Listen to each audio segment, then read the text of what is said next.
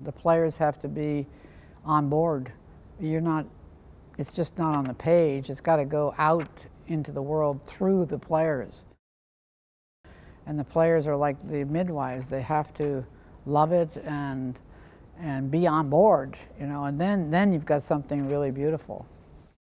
The concert has most of my more recent chamber and solo works on it. I'm very much of a chamber music person. I love chamber music. I played in chamber music myself for a long time.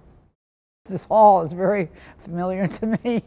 I was here a long time ago. I was here in the 60s and 70s. And we did many concerts here in this hall with the Group for Contemporary Music that Charles Warren ran.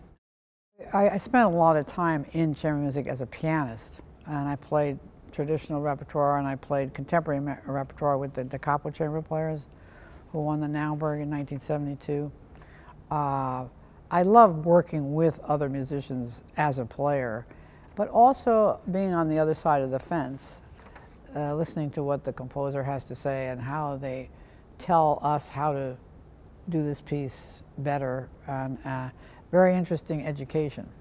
A lot of times my pieces are written because of players, and I met Paul Neubauer, the violist, at the Lincoln Center Chamber Society when they did a new piece of mine for clarinet and string quartet, and he immediately asked me for a viola piece. So I kept thinking the viola has so much purple in it. It's a very dark but beautiful sound. So I wrote a piece called Wild Purple for solo viola, and that had an inside viola joke because you don't think of violas being particularly wild. So the piece, I created a virtuosic wild piece for a viola, and so that's why it's called Wild Purple. This program is very exciting to me because the Curtis Institute students are performing, and they're very good players, and I met some of them in Utah at my festival last summer. So I'm very excited that they and David Ludwig, who is actually the guy who got the whole thing together, is doing this. It's a terrific thing to have these young, spirited players play my music. I tell my composer students, you have to offer the players something that they can respond to, because they have instincts, they have musical intuitions, and if they don't respond to what you've given to them, then something might be wrong with the piece.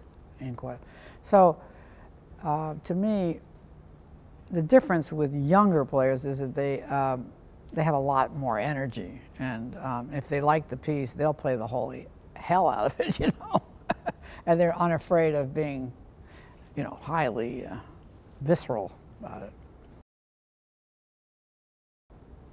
I'm just looking forward to working with these dynamite young players. I just have a feeling it's going to be very exciting.